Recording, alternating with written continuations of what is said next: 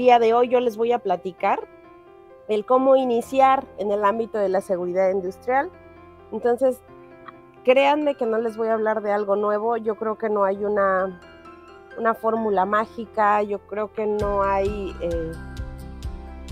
un cómo, ni una carrera específica, ni un tema similar. Entonces, ¿qué es lo que debemos hacer?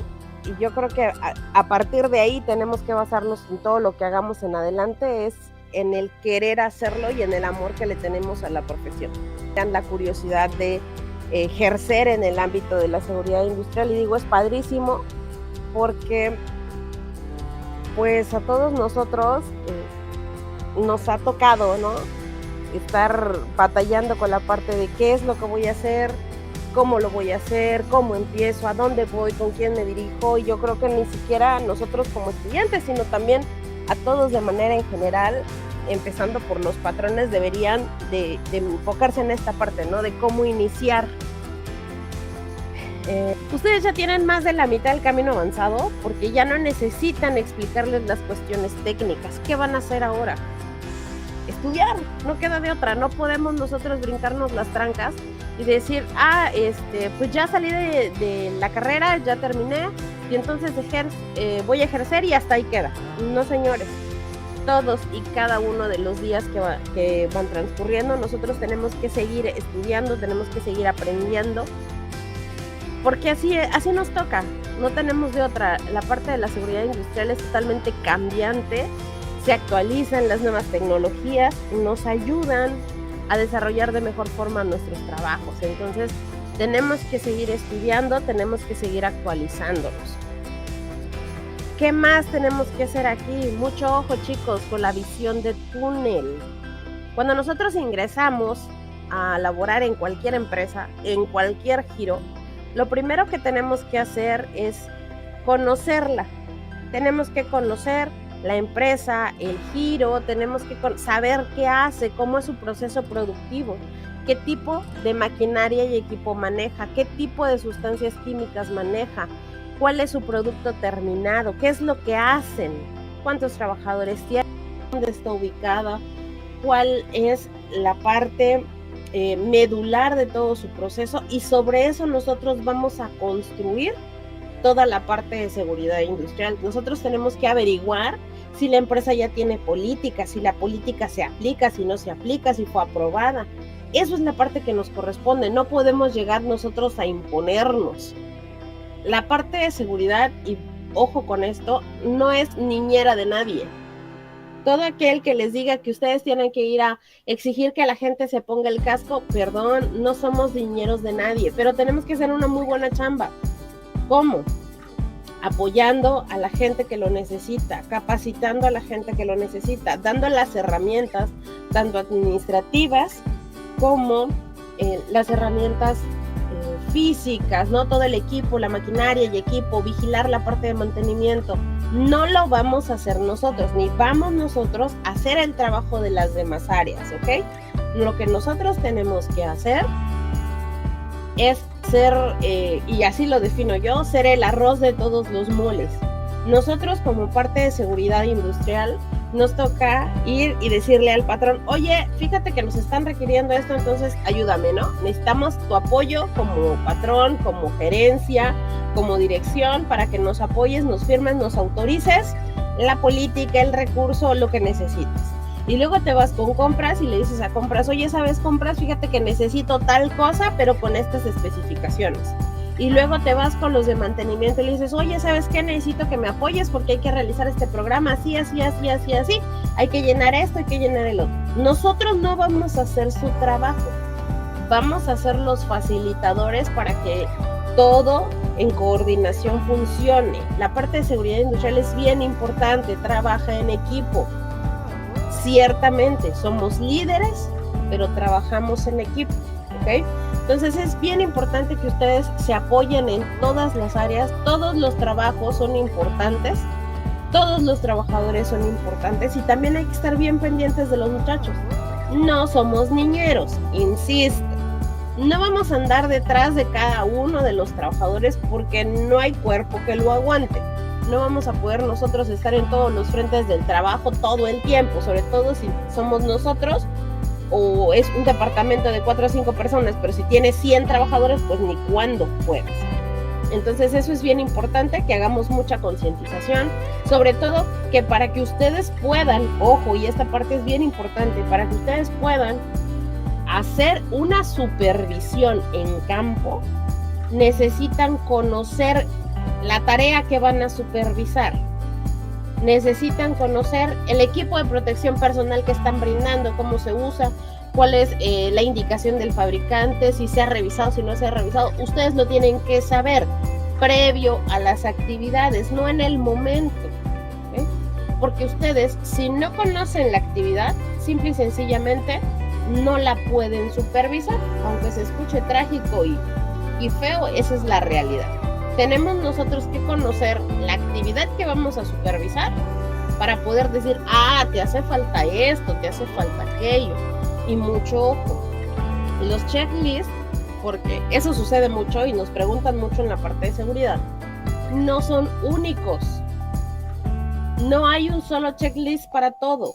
Ustedes tienen que aprender a desarrollar los de ustedes, para que cuando ya se encuentren en una planta y necesiten uno, es así de, a ver, espérame, ¿cuál es la ficha técnica del equipo? ¿Qué actividad se va a realizar? ¿De a qué horas? Y entonces en ese momento ustedes pueden desarrollarlo y no necesitan estar solicitando ningún formato. Tienen que hacer las cosas que ustedes requieren y tiene que nacer de ustedes el estudiar, el buscar la información.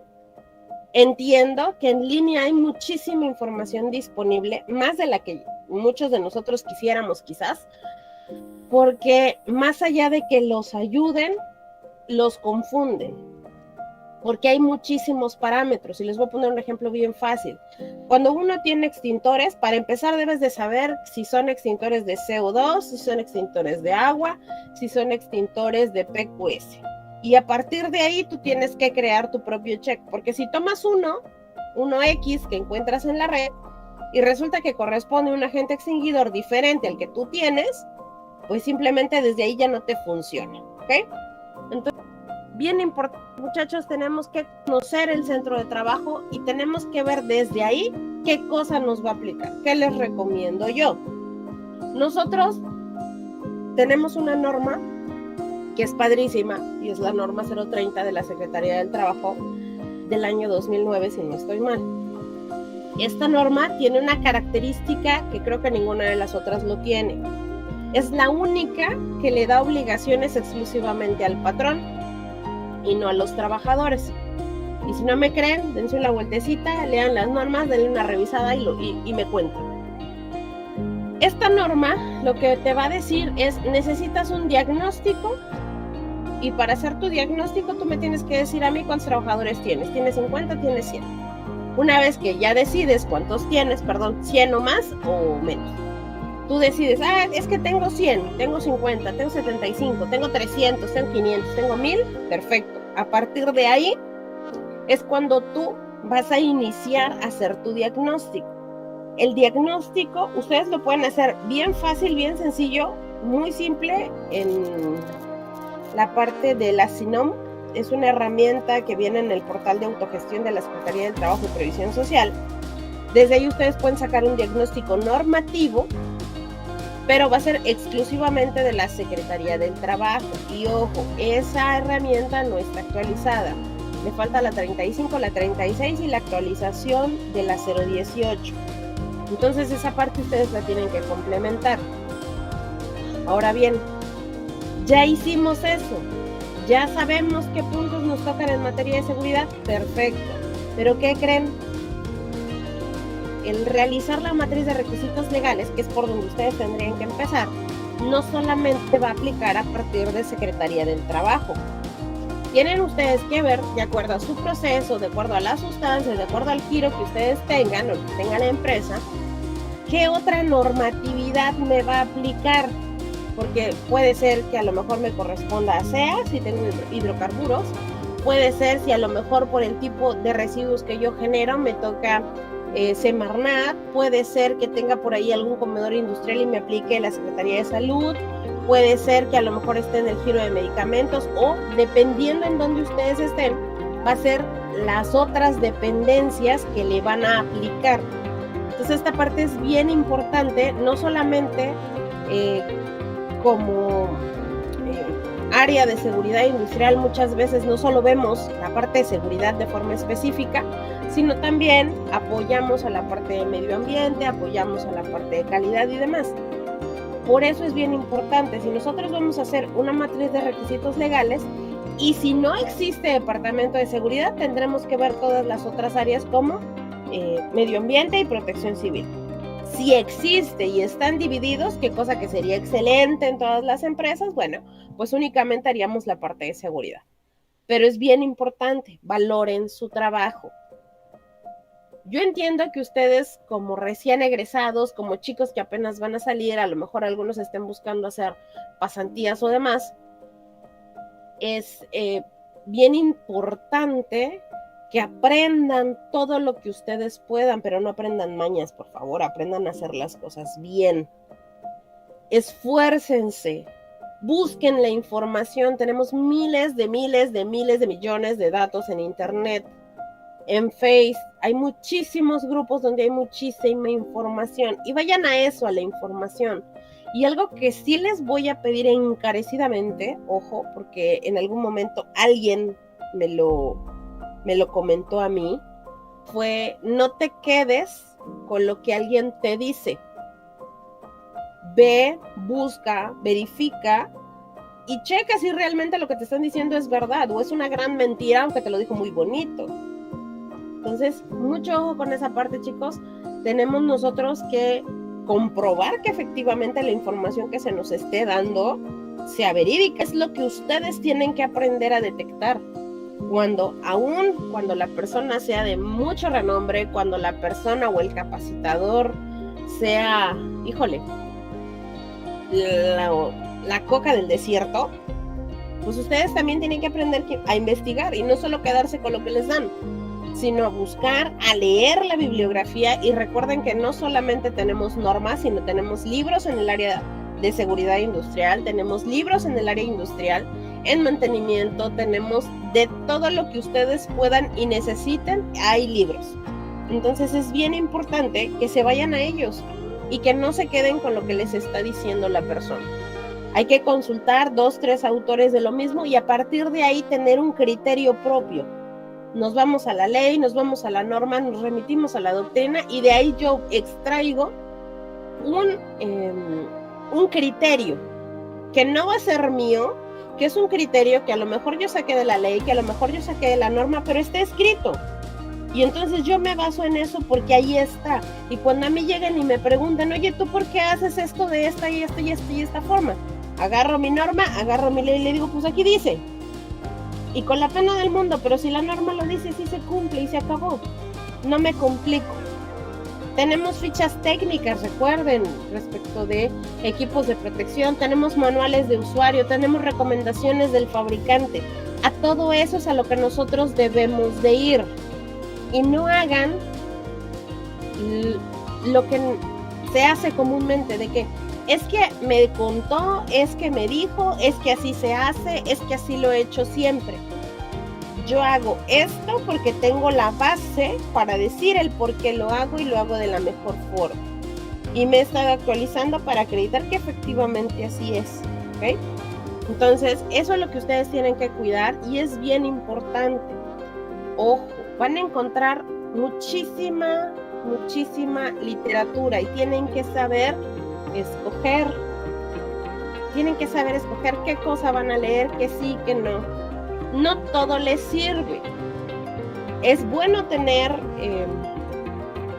diversas opiniones, pero su guía tendrá que ser la ley, tendrán que ser las normas, tendrán que ser las fichas técnicas, los manuales de usuario, que su propio equipo, maquinaria, sustancia les esté diciendo. Eso tendrá que ser su guía, ¿vale? Entonces, eso es bien importante, muchachos, porque sin eso nosotros no podemos hacer nada. Porque se supone que estudiaron. Y si se están aventando el paquetote de ir y ser encargados de seguridad, coordinadores de seguridad, gerentes de seguridad, es más, hasta seguristas, como les dicen algunos, pues ya debes de tener las herramientas. Y si no lo sabes, lo investigas. Eso es lo que les tiene a ustedes que quedar muy claro. ¿Cuántas normas de la Secretaría del Trabajo, que yo sé que ya muchos de ustedes ya las vieron y las conocen, cuántas normas viene la palabra o la definición de la palabra peligro? ¿En cuántas creen? Para identificar los peligros, esto es lo primero que tenemos que ver, cuál es la definición de lo que es peligro. Y esta es la respuesta, solamente son dos, la norma 30 y la norma 031. Cuando nosotros hablamos de la norma 30, hablamos de los servicios preventivos de seguridad y salud en el trabajo, y cuando hablamos de la norma 31, hablamos de la norma de construcción. Solamente estas dos normas, en las 44, solo estas dos tienen la definición de lo que es un peligro. Y esta definición es general. Esto les va a servir para todo y a ustedes les debe de quedar clarísima esta parte, porque a partir de aquí, muchachos, ustedes van a empezar a hacer su identificación, que es lo que les comentaba al principio, es lo primero que tienen que llegar a hacer cuando lleguen a una empresa, a identificarlos. ¿Cuál es la definición y qué es lo que vamos a hacer?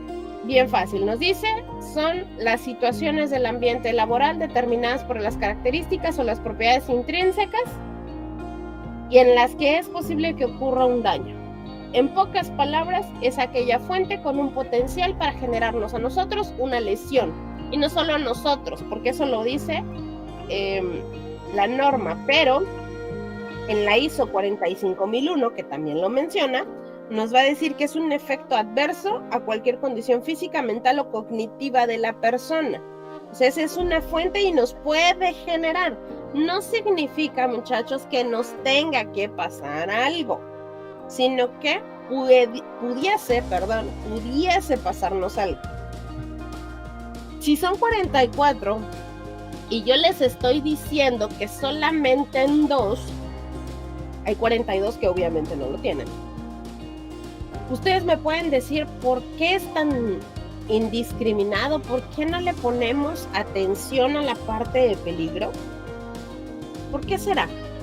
¿Será acaso porque pues el peligro es latente? ¿Está ahí todos los días? Porque no solamente en el centro de trabajo existen peligros, no solamente en las empresas. ¿O acaso en mi casa no hay ningún peligro? ¿Ustedes qué dicen? ¿Viven en un búnker y no tienen ni peligro de absolutamente nada? Les voy a contar. Resulta, esto me lo voy a brincar tantito, ¿ok? Que el peligro propiamente es algo en lo que nosotros estamos todos los días en constante contacto.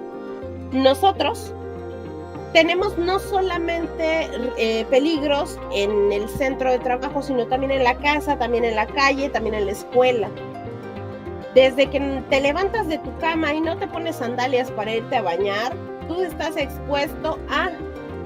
No significa que necesariamente te va a pasar algo. Ojo, no significa. Y ahorita les voy a explicar por qué. Solo quiero que me ayuden. Si ya dijimos que peligro están 2 veces en las normas oficiales mexicanas, ¿cuántas veces está riesgo en las normas de la STPS? ¿Cuántas se imaginan? Bueno, al menos 3, sí, porque son las que están en pantalla. Pero ¿cuántas más? ¿4? ¿5? ¿Cuántas más, muchachos? ¿Quién da más? Bueno, les cuento. Están muchas. Exactamente, ahorita vamos a contarlas.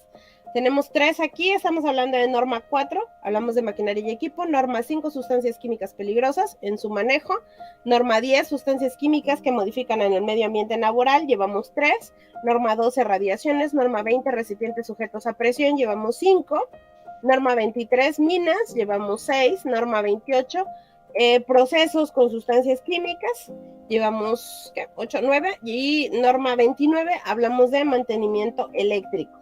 Y no solamente esas, podemos encontrar la definición de riesgo en varias más.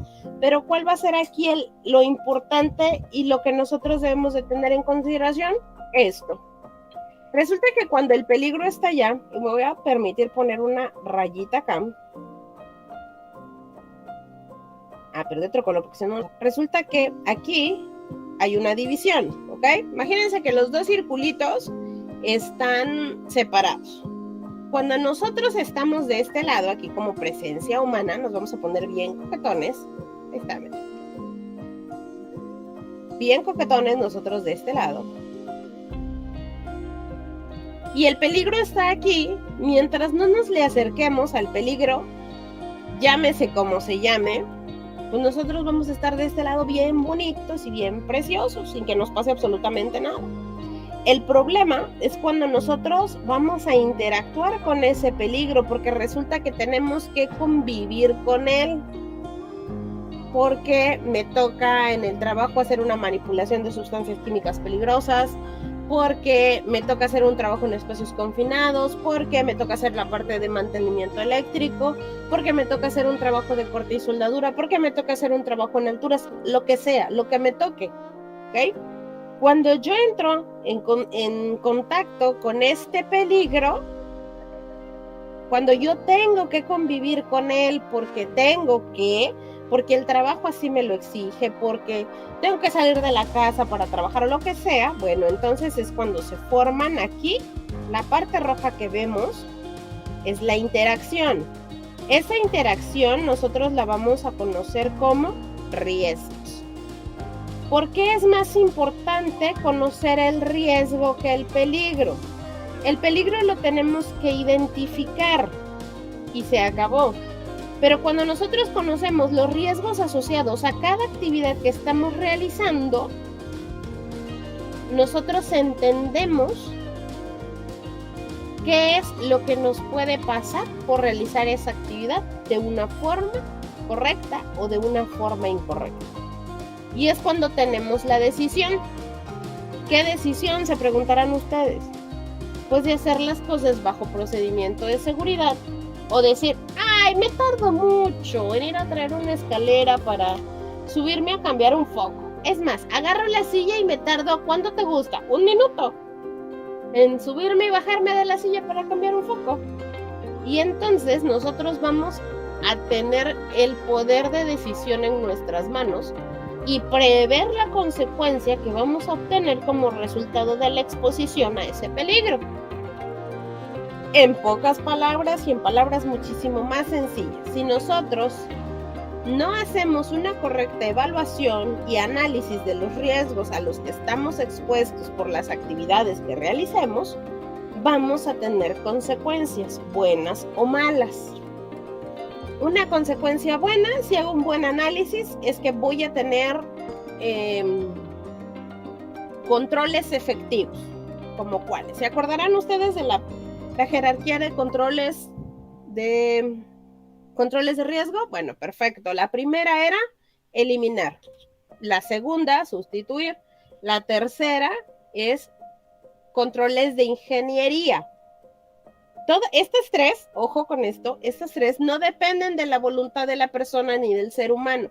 Son las llamadas controles duros. ¿Por qué? Pues porque no depende propiamente de la persona si lo quiere o no lo quiere. Es algo que ya se tomó, es una decisión. A lo mejor ese riesgo ya no está, se cambió de sustancia, se hizo otra cosa, se implementaron controles de ingeniería lo suficientemente buenos para que no exista contacto ni exposición a, ¿no? Por eso son duros, porque no existe parte de voluntad de la persona. Pero resulta que también tenemos otros dos tipos de controles en esta jerarquía. Los administrativos y, por favor, muchachos, los últimos y los menos efectivos. Lo escucharon bien. Menos efectivos, el equipo de protección personal. Nosotros podemos poner señalización, podemos hacer un excelente procedimiento de seguridad, dar una excelente capacitación y todo lo que ustedes quieran, pero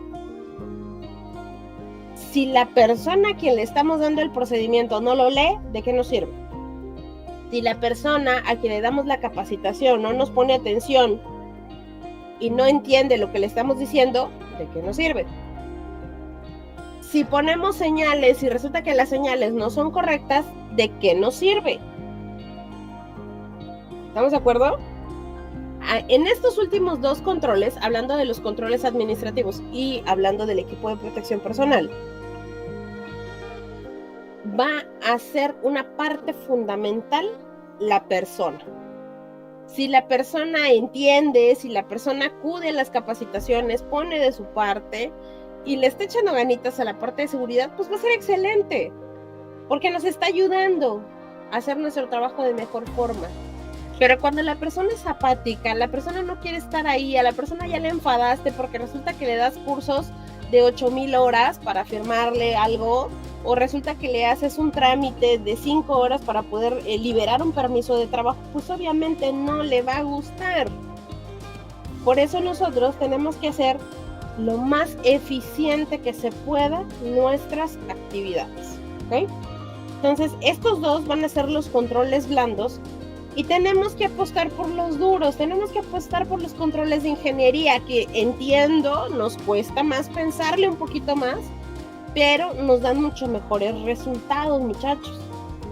Si nosotros apostamos por la eliminación, por la sustitución o por los controles de ingeniería y le metemos de refuerzo la parte de los controles administrativos, y dije bien de refuerzo porque lo básico tienen que ser los 3 primeros, entonces cuando nosotros metemos controles administrativos y metemos equipo de protección personal, estamos dándole al trabajador todas las herramientas necesarias para hacer sus actividades de muchísimo mejor forma, ¿ok? Si él entiende lo que se le está dando, si sigue los procedimientos, si usa su equipo de protección personal y sobre todo, si entiende que no debe de retirar todos los controles de ingeniería que nosotros gestionamos, híjole, pues vamos a estar del otro lado, ¿ok? Entonces, si nosotros hacemos un buen análisis de riesgos y vemos todo lo que pudiese pasar en el momento de la interacción que vamos a tener con este peligro, podemos nosotros, ojo, dictar los controles adecuados para que las consecuencias que no son bonitas ni son buenas, para que esas consecuencias no se den. Y es la única forma que vamos a poder implementar controles efectivos. Así de fácil.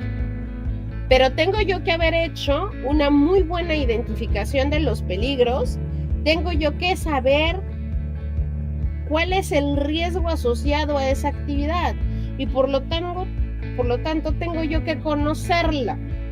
Si yo no conozco la actividad, si yo no conozco los procesos, si no conozco las sustancias, si no conozco la maquinaria y el equipo, no lo voy a poder hacer y no lo voy a hacer de forma eficiente, ¿ok? Entonces, mucho cuidado con esa parte. Parte de lo que tienes que hacer es la capacitación, la concientización y trabajar mucho con toda esta parte y hacerle ver a la gente que a lo mejor ya estás joven, pero que ya te preparaste, ya entendiste, sabes el funcionamiento de la maquinaria, del equipo, de la herramienta, sabes las características de las sustancias y que no te están hablando de algo que tú no conozcas. No te puedes llegar a imponer, vas a trabajar con ellos, ¿vale? Entonces, créanme que es bien importante que podamos, yo creo que todos, que podamos estar dándole seguimiento a todas estas idas y vueltas de la seguridad que están en constante cambio, ¿vale? Entonces es bien importante la observación, la identificación de los peligros, la asociación de los riesgos específicos para prever todas las consecuencias. Y eso no parte de otro lugar que no sea el constante estudio tanto de la normatividad como de los procesos, las sustancias, las tecnologías de la información, estarnos actualizando en cada momento. ¿A qué va? Entonces, muchísimas gracias, de verdad.